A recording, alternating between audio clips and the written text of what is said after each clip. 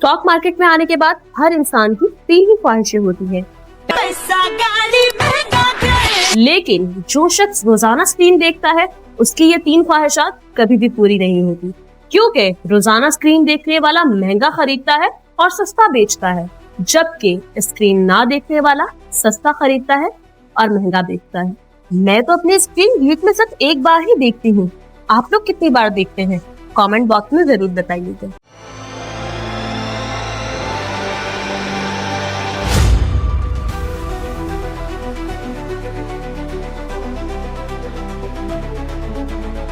अस्सलाम वालेकुम, मैं हूं नादिया अनवर और आप देख रहे हैं the inside of stock market.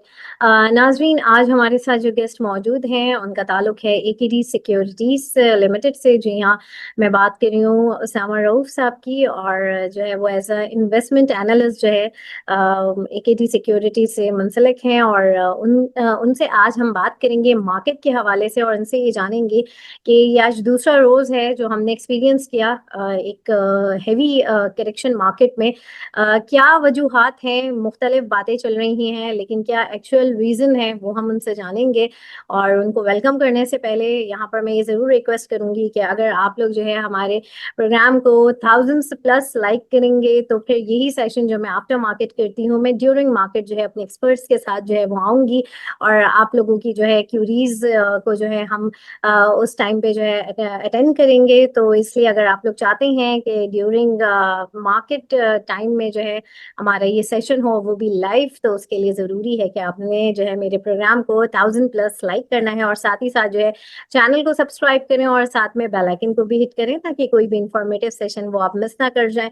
और इसके अलावा आपने इसको शेयर करना है सबके साथ, ताकि लोगों को इन्वेस्टमेंट की और फाइनेंशियल मार्केट की अवेयरनेस हो। तो चलिए जी, चलते हैं अपने गेस्ट की तरफ और उन्हें वेलकम करते हैं। अस्सलाम वालेकुम सर। वालेकुम सलाम। कैसे हैं सर आप? अल्हम्दुलिल्लाह, आप सुनाइए। ठीक है। अल्हम्दुलिल्लाह, thank you so much sir for your time and welcome to my session. Sir, सबसे पहले जैसे कि मैंने अभी कहा कि हम सबसे पहले मेरा सवाल ही यही है कि इस वक्त क्या हुआ है। आज सेकंड डे हमने देखा कि मार्केट में एक हैवी करेक्शन आई है, कल भी था आज भी है, और ये क्या क्या एक्चुअल रीजन है, क्या वजह है, और ये तसलसल कब तक जारी रहेगा, थोड़ा सा इसके हवाले से बताएं। अच्छा, ये इससे पहले हमने एक काफी सस्टेन्ड बुलिश मोमेंटम देखा था, जिसने मार्केट को अपने ऑल टाइम हाई लेवल पे किया। तो उसके बाद एक दो रीजन थी, उसकी वजह से भी कंसर्न रेज आए, और इतनी बड़ी रैली के बाद थोड़ी बहुत करेक्शन वैसे भी होती है। और मेजर दो इसमें दो चीजें हुई। एक तो वैसे ही लैक ऑफ ट्रिगर चल रहे थे, एक अर्निंग सीजन खत्म हो गया, अब अगली अर्निंग सीजन की इंतजार है। और दूसरी चीज जो हुई दरमियान में, कुछ आईएमएफ से रिलेटेड खबरें नेगेटिव साइड पे थी, कम शो ज्यादा हुई। और इसी तरह इतने बड़े जब मार्केट ऑल टाइम हाई पे हो, तो उस टाइम छोटी सी खबर भी अक्सर लोगों को बड़ी लग सकती है। तो शायद ऐसा ही कुछ हुआ। दूसरी एक चीज हुई, पंजाब वाली साइड पे एक पॉलिटिकल नॉइस भी शुरू होगी, जिसकी वजह से भी थोड़े से कंसर्न मार्केट में रेज हुए। और ये दोनों चीजों ने ही थोड़ा बहुत मार्केट को इस तरफ लेके गई। एक तो आईएमएफ रिव्यू चल रहा है, उसके अंदर एक स्टेट बैंक और जो पीबीएस का डाटा होता है उसके दरमियान डिस्क्रिपेंसीज का वो था कि शायद कुछ तकरीबन $11 बिलियन की डिस्क्रिपेंसीज आई है। ट्रेड डेफिसिट का नंबर जो कि ऑलरेडी फर्स्ट 3 मंथ में थोड़ा सा ऑन द हाई साइड है, तो वो शायद इससे ज्यादा है। लेकिन उस साइड पे होता ऐसा है कि ये दोनों का रिकॉर्ड करने का मैकेनिज्म चेंज है। एक बैंकिंग स्टेट बैंक जो है वो बैंकिंग प्रोसीड्स के ऊपर रिकॉर्ड कर रहा होता है, जबकि पीबीएस का डाटा जो है वो कितनी शिपमेंट्स हुई वो उससे रिलेटेड ज्यादा डाटा होता है। तो थोड़ी बहुत तो डिस्क्रिपेंसीज इन दोनों में थोड़ा बहुत चेंजेस आती रहती हैं। ये आप तकरीबन जितना भी हिस्टोरिकल भी देखें, उस सब चीजों में इतना बड़ा चेंज होता है। तो ऐसी कोई कंसर्न की बात नहीं है। कल स्टेट बैंक ने भी अपनी क्लैरिफिकेशन इसके ऊपर दे दी थी। आई थिंक इसके ऊपर हाइप ज्यादा किया गया। ये इतनी कोई बड़ी न्यूज नहीं है। छोटी बहुत एडजस्टमेंट जो है वो हर मंथली नंबर्स के साथ, इवन कुछ अर्से बाद तक भी स्टेट बैंक जो है वो करता रहता है, क्योंकि वो इनिशियल प्रोविजनल नंबर होता है तो उसमें एडजस्टमेंट होती रहती है, फिर वो रिवाइज होता है, फिर फाइनलाइज होता है। तो उसमें थोड़ा बहुत तो चेंज आ सकता है। लेकिन जैसे मार्केट में आ रही थी कि $11 बिलियन का एक नंबर भी न्यूज साइड से लोग कोट कर रहे थे कि हम्म। इससे हमारा ट्रेड डेफिसिट इंक्रीज हो जाएगा, तो ऐसी हमें कोई बात नहीं लगती। इतनी छोटी मोटी जो चेंजेस होती हैं वो यूजली रहती है। पहले ट्रेड डेफिसिट नंबर जब छोटा होता था तो 2 बिलियन 2.5 बिलियन का नंबर तो रेगुलर रहता था। अब थोड़ा सा नंबर बढ़ा है तो ये नंबर थोड़ा सा उठ के 4 to 5 बिलियन डॉलर तक चला गया। तो इतना कंसर्निंग इसमें बात है नहीं। लक थोड़ी सी ज्यादा रही। सही। और ये 2026 में पाकिस्तान की जो जीडीपी जो है, उसका जो शरह नमू है वो 2.6% जो है वो होने का इम्कान है। तो इसके हवाले से मुझे बताएं थोड़ा सा, इसके ऊपर मैं चाहूंगी आपका कमेंट। अच्छा, इसके ऊपर भी ये फ्लड्स की वजह से था, इतना शायद हम्म। कम तो ना नंबर आ पड़े जितना मैक्सिमम, क्योंकि पहले 4.4 के आसपास गवर्नमेंट का टारगेट था, जिन्होंने बाद में रिवाइज डाउन करके 4.2% कर दिया था।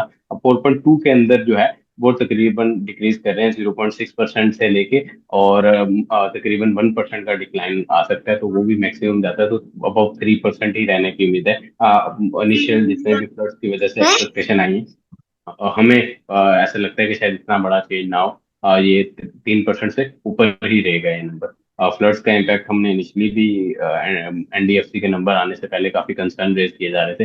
हमने आई थिंक इसके ऊपर 3-4 दफा रिपोर्ट किया, और from the financial market side I think we were the only one from the sell side जो कह रहे थे कि इतना मेजर इम्पैक्ट है नहीं। जितना न्यूज चैनल या कुछ रेलिवेंट एनालिस्ट जो कोट कर रहे हैं, हमारा अंदाजा यही था कि सैलाब के नुकसान इतने ज्यादा हुए नहीं है जितने शो किए जा रहे हैं, क्योंकि जो इस दफा अफेक्टेड एरिया था वो काफी कम था। एडमिनिस्ट्रेटिव काम इस दफा ज्यादा अच्छे हुए, और उन्होंने चीजों को काफी हद तक कवर अप कर दिया। जिस तरह का नुकसान 2022 में हुआ था, अगर हम जितना लैंड अफेक्टेड एरिया देखें as per the latest NFDC reports, NDMC report, तो उन उसमें भी काफी एक बड़ा बहुत बड़ा डिक्लाइन है। 2022 में बहुत बड़े स्केल में लैंड जो है वो अफेक्ट हुई थी, इस दफा उतना बड़ा लैंड का एरिया अफेक्टेड नहीं था। इसी तरह ही बाकी तमाम पैरामीटर्स जो हैं वो भी काफी कम है कंपेयर टू 2022, तो इतना बड़ा जो सैलाब वाली साइड पे नुकसान का कहा जा रहा था, वो हमें नहीं लगता कि इतना। सही, बिल्कुल। और होपफुली ऐसे ही हो। और यहाँ पर हमारे साथ कुछ पार्टिसिपेंट्स हैं, हम उनके क्वेश्चन लेंगे, और आप लोगों से रिक्वेस्ट है कि थोड़ा क्विकली अपने क्वेश्चंस कीजिएगा, क्योंकि टाइम हमारे पास आपको पता है लिमिटेड होता है। जी राफे, आप अपना सवाल कीजिए।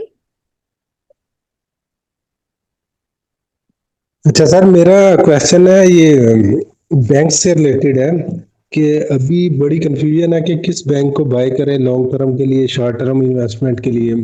लाइक जिस तरह बैंक ऑफ पंजाब है, नेशनल बैंक एचबीएल है, तो इन पे जरा हैवी इन्वेस्टमेंट करने से डर ही लगता है कि पता नहीं हाई पे पहुंच गया या अभी भी गुंजाइश है इसमें। सेकंड, फर्टिलाइजर में फर्ज करें एफएफसी में इन्वेस्टमेंट करते हैं, उसमें तो कोई इशू नहीं है, या शॉर्ट टर्म के लिए। लॉन्ग टर्म तो डेफिनेटली इस तरह के स्टॉक में नहीं है, तो शॉर्ट टर्म के लिए थोड़ा सा गाइड कर दे बैंक्स के और एफएफसी से रिलेटेड। अच्छा, ये मेरा ज्यादातर हमारा एम्फोसिस लॉन्ग टर्म में होता है। शॉर्ट टर्म में अनटिल अनलेस आपकी सब चीजें इन लाइन रहे, कुछ को बड़ा एक भी इवेंट बुरा हो जाए तो वो आपकी तमाम चीजों को हम कोई भी व्यू देंगे तो उसको नेगेट कर देगा, अगर ओवरऑल इकोनॉमी में ही कोई ना कोई चीज ऐसी बुरी हो जाती है। वैसे अगर बात की जाए तो बैंकिंग साइड पे, from our coverage side, HBL अभी भी काफी उसमें जगह है कंपेयर टू, अगर देखें प्राइस टू बुक पे ही देखें तो relevant to the other banking industry वो काफी चीपर दिखाई दे रहा है। और इसके अलावा अगर आप डिविडेंड यील्ड वाली साइड पे देखते हैं तो वो भी डबल डिजिट डिविडेंड यील्ड जो है वो भी एमसीबी में आपको मिल सकती है। तो ये दोनों बैंक हमारी from the coverage side will recommend. और बैंक ऑफ पंजाब में भी अगर देखेंगे तो उसकी भी dividend yield compare to other bank जो है वो काफी अच्छी है, और अगर इस डिविडेंड पे आउट को मेंटेन रखता है तो वहां से एक बड़ा dividend I think banking side में सबसे ज्यादा डिविडेंड यील्ड वही ऑफर कर रहा है। और दूसरी आपने फर्टिलाइजर के बारे में स्पेसिफिकली एफएससी की पूछी, तो एफएससी में पॉजिटिव ही चीजें ज्यादातर हैं। अभी तो इनिशियल फेज में देखना चाहिए ट्रिगर कहाँ आएंगे। एक तो अभी इम्प्रूवमेंट आ रही है फर्टिलाइजर ऑप्टेक्स में, इस महीने के भी फर्टिलाइजर के लास्ट महीने के भी जो नंबर ऑफिशियल आएंगे वो on the upper hand side आएंगे, क्योंकि होता ये था कि पहले साल के स्टार्ट में जो है वो नंबर्स बुरे आ रहे थे। उसके पीछे रीजनिंग ये थी कि जितने दिसंबर में फर्टिलाइजर वालों ने काफी एक बड़े डिस्काउंट दिए थे, जिसकी वजह से चैनल इन्वेंट्री इकट्ठी हो गई थी। चैनल इन्वेंट्री लाइक एक डीलर है, उसने अगर उसको सस्ते में माल मिल रहा है तो उसने वो लेके अपने पास इकट्ठा कर लिया। अब वो अगर डीलर के पास माल पड़ा हुआ है और in the starting month of the year Jan Feb में उनके पास कोई जो भी डिमांड आ रही थी, वो डीलर फैक्ट्री से नहीं माल उठा रहा था और उसके पास जो अपनी इन्वेंट्री पड़ी थी उससे ही वो सर्व कर रहा था। तो वो जैसे जैसे इन्वेंट्री जो है वो ड्राई हुई है, तो फर्टिलाइजर में ऑप्टिक्स आना में इम्प्रूवमेंट आना नंबर्स में शुरू हो गई है। एक तो ये मिलेगा।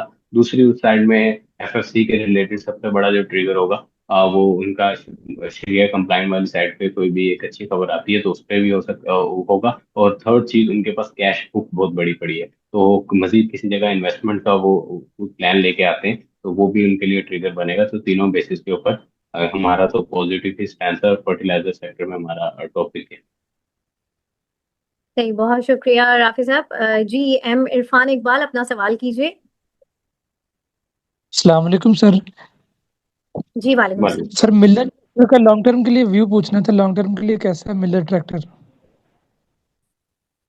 देखिए, ट्रैक्टर्स का अभी जो एक तो इनके नंबर्स काफी ड्राइव हुए हैं, स्लैब की वजह से भी था, कुछ नई जो स्कीम की वजह से है उसकी वजह से भी लोग रुके हुए हैं। अगर ट्रैक्टर्स में स्पेसिफिकली बात की जाए तो इस टाइम पे मैं आई थिंक मिल्लर से ज्यादा शायद अलगाजी को प्रेफर करूंगा, जिस रेट पे वो ट्रेड हो रहा है। क्योंकि अगर उसको डिविडेंड यील्ड पे कुछ लोग कंफ्यूज कर रहे हैं वो करने की, तो उसका वो डिविडेंड जो उन्होंने लास्ट या ट्रेलिंग 4 मंथ में आप ट्रेलिंग 12 मंथ में अगर आप देखें तो वो सस्टेन मेरा नहीं ख्याल है करेगा, क्योंकि उन्होंने कुछ पुराना उनका डिविडेंड रुका हुआ था जो कि इस दफा उन्होंने हायर दिया। तो उसकी वजह से आई विल से कि इस रेट पे मिलर ट्रैक्टर को थोड़ा वो किया जा सकता है। अगर वो आपको सस्ते रेट में मिलता है या प्राइसेस टूटती है तो नीचे प्राइसेस में लॉन्ग टर्म के लिए बिल्कुल एक्यूमुलेट किया जा सकता है। और over the long term horizon मेरे ख्याल में one of the highest ROE जिन्होंने जनरेट किया है उसमें एक मिलर ट्रैक्टर भी कंपनी इंक्लूड होगी। लेकिन राइट नाउ जिस प्राइस पे चला गया वो थोड़ी ऑन द हायर साइड है। ठीक है, बहुत थैंक यू शुक्रिया। सर। जी इफ्तिखार बेग, अपना सवाल कीजिए। जी अस्सलाम वालेकुम। जी वालेकुम सलाम। जी सर, मेरा क्वेश्चन है 3 मंथ या 6 मंथ इन्वेस्टमेंट इन PIBTL। अच्छा, PIBTL में देखें कुछ चीजें चेंज होंगी इस टाइम। जो उनका रिकॉर्डिंग के ऊपर वो आया हुआ है उसके ऊपर जैसे जैसे कोई ना कोई खबर आती जाएगी तो उसमें होगा।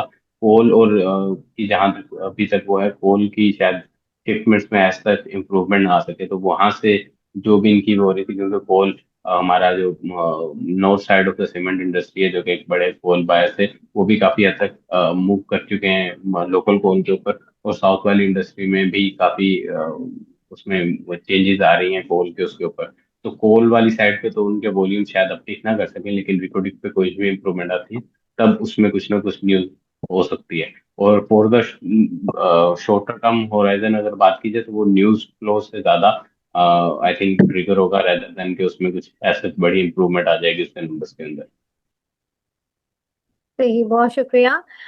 जी अच्छा सर, यहाँ पर हप्को के हवाले से आज न्यूज़ आई है कि उन्होंने अपनी एक्टिविटी को मजीद जो है एक्सटेंड किया है। तो थोड़ा सा इसके हवाले से बताइए कि आगे का क्या व्यू जो है आप देख रहे हैं इसका। अच्छा, हमको ने लास्ट टाइम से वो कर दिया था, एक तो उनको पावर के बाद वो काफी हद तक अपने को डिवर्सिफाई कर रहे हैं, और उन्होंने लास्ट टाइम भी वो कर दिया था कि वो एज अ कॉन्ग्लोमरेट उसको शिफ्ट कर देंगे अपने बिजनेस को, rather than viewing only from the view point of power generation company. तो उसी में ही उनके चेंजेस थे, जिसमें एक तो प्लान था, एक तो बेस प्लान बंद होने के बाद उनका जो प्लान था स्क्रैप वैल्यू का, उसमें वो चेंजेस कर रहे हैं। उसको शायद PSO के साथ मिलकर वो एक उसको ऑयल टर्मिनल जो उनका हप्पो में है उसको करना चाह रहे हैं। इसके अलावा दूसरी जो चीज हुई, ऑटो में उन्होंने ठीक ठाक बड़ी ग्रोथ की, और इस दफा वो कह रहे हैं कि by the end of the year उनके उसमें भी चले जाएंगे। इसके अलावा वो ENP में भी अपनी एक सब्सिडरी के थ्रू इन हुए हैं जिसका नाम प्राइम है। और उसके अलावा और भी उनके एक्सप्लोरेशन वगैरह के प्रोजेक्ट हैं, और रिव्यू साइड पे भी प्रोजेक्ट है। अच्छा, करंट जो उनके प्रोजेक्ट है वो लॉन्ग टर्म बेसिस के ऊपर भी ज्यादा है। लोग आई थिंक इस टाइम पॉइंट इन टाइम पे तो उसको BYD से ज्यादा वो लिंक कर रहे हैं। अच्छा, वो ये भी देखना होगा कि अब वो लोकलाइज जब होंगी तो वो कितनी सस्ती बेच पाते हैं, ये कितने मार्जिन इकट्ठे कर पाते हैं। For the timing I think it's too early to comment on their like autos thing. अगर तो वो बहुत सस्ते में उनको किट्स नहीं मिलती या इस तरह की चीज नहीं होती तो शायद ये इतना बड़ा सेगमेंट ना बन पाए जितना बड़ा सेगमेंट अभी भी उनका पावर साइड है। तो I think for the time being it's too early to say. वैसे भी स्टॉक की प्राइस भी काफी हद तक ऊपर जा चुकी है, इन्हीं उसके ऊपर ही ग्रोथ स्टोरीज के ऊपर ही जा रही है। हमने तो इसको अपने मतलब यूनिवर्स कवरेज यूनिवर्स में भी इंटरव्यू रखा हुआ है, क्योंकि अभी I think it's too early to say about anything on their photos business. सही। अच्छा जी, यहाँ पर हम 2 सवाल और लेंगे जी। सलीम साहब अपना सवाल कर लीजिए। जी अस्सलाम वालेकुम। अच्छा सर, हमारे एसएसजीसी आपको कैसा दिखता है लॉन्ग टर्म में, long term and short term में, और इसके पास सर्कुलर डेट का इम्पैक्ट आएगा इस पे कुछ? अगर सर्कुलर डेट तो इनके थ्रू देखिए फॉलो हो जाएगा। इम्पैक्ट तो जाहिर बात है इन पे होगा। और मेनली गैस वाली साइड से ही इनका वो होगा। आगे गैस की सर्कुलर डेट की भी न्यूज आ गई, जैसे जैसे वहां से फॉलो अप होगा तब इनके ऊपर थोड़ा बहुत ज्यादा वो होगा। एसएसजीसी राइट नाउ इस प्राइस पॉइंट पे ठीक लगता है। आगे चलते हुए इनके यूएफसी लॉसेस वगैरह भी कम हो रहे हैं, और यूएफसी लॉसेस में मजीद कुछ जो भी कमी होगी वो भी इनके लिए एक अच्छी चीज हो जाएगी। राइट नाउ इस पॉइंट इन टाइम में तो एसएसजीसी अच्छा लग रहा है। और आगे चलते हुए इनके नंबर्स में भी जो रात इनकी रेवेन्यू रिक्वायरमेंट के हिसाब से अगर वो करें तो इनकी अर्निंग्स वगैरह में ग्रोथ देखने को मिल सकती है। तो फॉर द लॉन्गर टर्म हमें अच्छा ही लगता है। सही, बहुत शुक्रिया जी। नोमान अली अपना सवाल करें। सलामकुम सर, सलामकुम। मैं वालेकुम अच्छा सलाम। वालेकुम। सर मेरा ऑटो सेक्टर के मतलब सवाल था कि जो गंदारा का सुना था कि इसमें जो कॉल है वो कोई यानी कि ये 9 अक्टूबर से कोई ब्रांड लॉन्च करने वाला, यानी कि उनकी बुकिंग वगैरह यानी कि 9 अक्टूबर से शुरू हो रही है। तो ये क्या ट्रू है? और दूसरा जो घनी है यानी कि गंदारा इंडस्ट्री लिमिटेड, उसका भी सुना था कि वो जनवरी में उन्होंने कुछ यानी कि लॉन्च किया था कोई पिकअप ट्रक या क्या।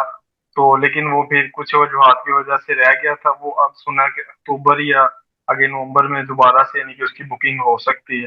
तो ये न्यूज़ ठीक है? दूसरा सबसे पहले तो आपने गैल के ऊपर बात की, तो गैल का जो G9 जो है वो ट्रक आ चुका है। दूसरा वो आप बेस वेरिएंट भी उसका लाना चाह रहे हैं, तो उसमें कुछ ना कुछ इम्प्रूवमेंट आएगी। अच्छा, इस सेगमेंट में ना ओवरऑल देखने वाली बात ये है कि कंपटीशन अभी बहुत आएगा। तो ऐसा जितने उस पर ये चला अब जा चुका है, तो मेरा नहीं ख्याल कि जितनी अब कुछ कहते हैं कि गुंजाइश from the pickup truck side उसमें इतनी नहीं बची। अच्छा, दूसरी साइड से हो सकती है कि अगर ट्रक्स वाली साइड पे काफी बड़ी इंप्रूवमेंट आ रही है। एक तो एक्सल लोड लगने के बाद एवरेज जितनी भी ट्रक सेल होती थी उससे ठीक ठाक बड़ी इंप्रूवमेंट आई है।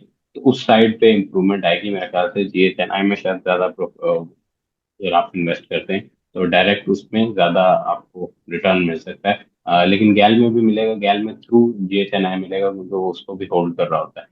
तो लेकिन हमारे हिसाब से जितनी इतनी वेल रिसीव नहीं की गई जितनी मार्केट एंटिसिपेट कर रही थी T9 को। और आने वाले वक्तों में भी नया कंपटीशन काफी आ रहा है इस सेगमेंट के अंदर। अपने BYD ने लॉन्च कर दी। इसके अलावा सागर जो है वो भी कैनन जो है उसको लॉन्च करने वाला है। तो उनका प्लांट भी कुछ ही टाइम में ऑनलाइन आ जाएगा, तो उसको भी आ जाएंगे। इसके अलावा 2 चाइनीज प्रोडक्ट्स भी हैं जो कि सेम कैटेगरी में ही compete करेंगे। तो वो जब तमाम कैटेगरी सामने आ जाएंगी उसके बाद विनर्स ऑफ लूजर्स को देखना एक ज्यादा अच्छी उसमें चला जाएगा। लेकिन जिस प्राइस पॉइंट में चला गया है उस हिसाब से इतनी बड़ी थोड़ी बहुत तो उसके लिए अच्छा है, लेकिन लॉन्ग टर्म के लिए मैं इस साइड पे इसलिए नहीं जाऊंगा क्योंकि एक तो वो सारी प्राइस डिस्कवरी हो भी चुकी है। दूसरा लास्ट जो इन्होंने चाइनीज के साथ लॉन्च किया था दैट वाजंट सो सक्सेसफुल।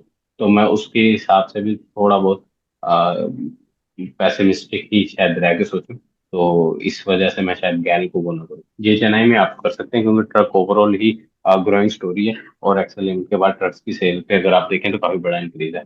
बहुत शुक्रिया। अच्छा, बस अब एक सवाल आखिरी हम ले रहे हैं जी। आमिर खलील साहब अपना सवाल कर लीजिए। अस्सलाम वालेकुम उसामा भाई। वालेकुम। उसामा भाई, मुझे प्रीमा, पीएसओ और वेव्स ऐप के बारे में पूछना चाह रहा था। Thank you. अच्छा, प्रेमा के बारे में चूंकि हमारे हाउस पे रिसेंट उनका एक फ्रॉम द आईबी साइड काम किया, तो I not comment on that thing. अच्छा, और पीएसओ और वेव्स ऐप का पूछ रहे हैं, तो पीएसओ में हम ठीक ठाक बड़ा एक ट्रिगर देख रहे हैं। एक तो सर्कुलर डेट का भी जो मसला हुआ है और गैस सर्कुलर डेट पे जैसी चीजें क्लियर अप होंगी तो उसके सबसे बड़ी बेनिफिशियरी जो होंगे वो पीएसओ ही होगा। और उसमें हम ठीक ठाक बड़ा अपसाइड भी देख रहे हैं। इसके अलावा उनके मार्जिन भी ऑन द हायर साइड ही हैं। और आगे आने वाले वक्तों में जैसे ही OMC की सेल्स ग्रोथ होगी तो उसके भी बड़े बेनिफिशियरी होंगे along with the increase in their margins, OMC margins. तो उसमें ठीक ठाक हमें वहाँ पर लगता है। अगर हमारी यूनिवर्स पब्लिक यूनिवर्स की बात की जाए तो हमारे ख्याल से सबसे बड़ा शायद अपसाइड पोटेंशियल सबसे बड़ा जो स्टॉक्स में होगा उनमें से एक पीएसओ भी होगा। वेव्स ऐप थोड़ा सा लो साइड पे है। वेव्स ऐप में देखने वाली चीज ये है कि ये अपने तकरीबन अगर देखा जाए ना तो 10 से 15% यूटिलाइजेशन पे चल रहा है। और इस सेक्टर में अभी ग्रोथ आनी है। प्रोडक्शन वाइज अभी इतनी प्रोडक्शन उनकी इम्प्रूवमेंट नहीं हुई, और रिसेंटली उन्होंने कुछ चेंजिंग की है अपनी मैनेजमेंट टीम के अंदर, तो स्कोप बहुत ज्यादा है। लेकिन अगले आने वाले 1-2 क्वार्टर्स में देखना ये होगा कि उसमें नंबर्स में बेहतरी आ रही है या नहीं। अगर उसको नंबर पिकअप होना शुरू होते हैं और उनकी नई स्ट्रेटेजी काम करती है तो वेव्स ऐप को बिल्कुल ध्यान में रखना चाहिए। ये ठीक ठाक मल्टी बैगर स्टॉक हो सकता है। तो लेकिन कुछ वक्त के लिए इनको थोड़ा सा पैसिमिस्टिकली अपने देखना भी चाहिए कि इनके नंबर्स में ग्रोथ किस तरफ हो रही है। यूटिलाइजेशन मैंने बता दी है, तकरीबन 10 से 15% यूटिलाइजेशन पे चल रहे हैं। फॉर एग्जांपल ये अपने 2-3 साल पहले जितना माल बना रहे थे कंपेयर टू 2021 के अगर लेवल पे देखें तो उससे आई थिंक 1/4 या 1/5 सिर्फ प्रोडक्शन पे है। तो अगर इसमें थोड़ी बहुत भी इम्प्रूवमेंट होती है तो स्कोप बहुत ज्यादा है। सही थैंक यू बिल्कुल। सर। थैंक यू जी। अच्छा सर, अब जो है हम कल की मार्केट के हवाले से मैं चाहूंगी कि क्या आप प्रिडिक्ट करते हैं, और साथ ही साथ जो है मैं चाहूंगी कि कुछ जो है ऐसे स्क्रिप्ट जो सेक्टर वाइज जो आपको लगते हैं जो अभी भी जिनमें बड़ा अच्छा पोटेंशियल है और इन्वेस्टमेंट पॉइंट ऑफ व्यू से बहुत अच्छा है, तो वो आप जरूर हमारे नाज़रीन के साथ शेयर करें।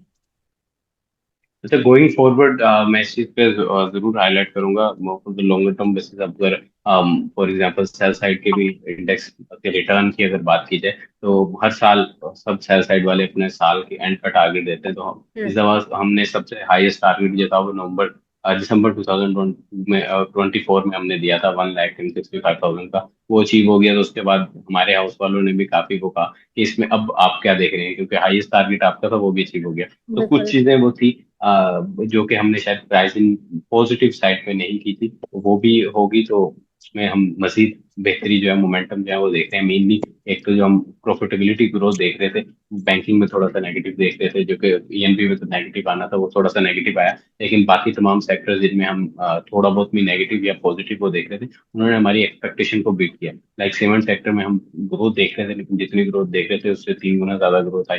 सेम लाइक बैंकिंग सेक्टर में हम इतनी बड़ी ग्रोथ नहीं देख रहे थे, वहां पर भी उन्होंने अपने ग्रोथ मोमेंटम को जो मेंटेन रखा। जो उनके निम्स में कॉन्ट्रैक्शन हुआ इंटरेस्ट रेट कम होने की वजह से, वो उन्होंने डिपॉजिट ग्रोथ से उसको ऑफसेट कर लिया, और साथ ही कैपिटल गेन से भी ऑफसेट कर लिया। तो ये चीजें हुई। दूसरा, जियो पॉलिटिकल इंपॉर्टेंस हमारी इस वक्त में जितनी बढ़ी तो उसकी वजह से भी हमारा जितना ही आपका इक्विटी रिस्क प्रीमियम या कंट्री रिस्क प्रीमियम होता है वो कम हो जाता है, जिसकी वजह से आपको मजीद एक रेटिंग का इम्प्रूवमेंट मिलती है। तो ये दोनों चीजें पॉजिटिव हुई, जिसकी वजह से अब हम मजीद यहाँ से मोमेंटम देख रहे हैं। अभी इन्फ्लेशन भी काफी टेम डाउन हो चुकी है, और इंटरेस्ट रेट भी आई थिंक अब कुछ फ्लड की वजह से या आईएमएफ की वजह से रुके हुए हैं फिल वक्त। तो वो आगे चलते हुए उसमें भी थोड़ी बहुत गुंजाइश होती है, जो कि हम by the end of FY 26 इसे सिंगल डिजिट में होता हुआ देख रहे हैं। क्योंकि हमें अभी भी अगर कोर इन्फ्लेशन की बात की जाए तो वहां से ठीक ठाक एक बड़ा 6-7% का रियल इंटरेस्ट रेट जो है वो हम कैरी कर रहे हैं, और जो कि लॉन्गर टर्म में हमने ये इतना बड़ा कैरी नहीं किया। अगर आप गोइंग फॉरवर्ड कोशिशली भी देखें तो 2% का भी अगर इंटरेस्ट रेट इसको वो करें तो सिंगल डिजिट में हम आसानी से इंटरेस्ट रेट में आ सकते हैं। और for the shorter term period शायद कुछ मार्केट नॉइस की वजह से रेंज बाउंड रह सकती है एक्टिविटी, या इतना जो मेजर रैली जिस तरह हमने देखी थी वो कुछ वक्त के लिए मजीद अगर ट्रिगर्स का जो है वो वेट करेगी। और अगले जो आने वाले वक्तों में ट्रिगर है वो एक आईएमएफ के ऊपर न्यूज है वो हो सकती है। And the second thing is कि आपके कॉर्पोरेट रिजल्ट दोबारा शुरू होने वाले हैं, और काफी सेक्टर जो हैं वो तमाम मेजरली बड़े जो हैवी वेट सेक्टर हैं उनमें ईयर ऑन ईयर बेसिस पे ग्रोथ ही आएगी। तो वो भी एक दूसरा ट्रिगर बनेगी जो मार्केट को दोबारा से उस अपवर्ड मोमेंटम की तरफ लेके जाएगी। सेक्टोरल हमारे ख्याल से तो थीम पे चलना चाहिए। एक तो जो सर्कुलर डेट गैस के ऊपर भी ये रेजोल्यूशन करें तो उस थीम के ऊपर आप वो करें। तो ओजीडीसी, पीपीएल, पीएसओ ये तमाम को आप वो कर सकते हैं। इसके अलावा आप इंटरेस्ट रेट या इकोनॉमिक रिकवरी वाली साइड पे जाएं तो आप सीमेंट्स में देखने को आए lucky cement, DG Khan cement और फौजी सीमेंट, इनको देख सकते हैं।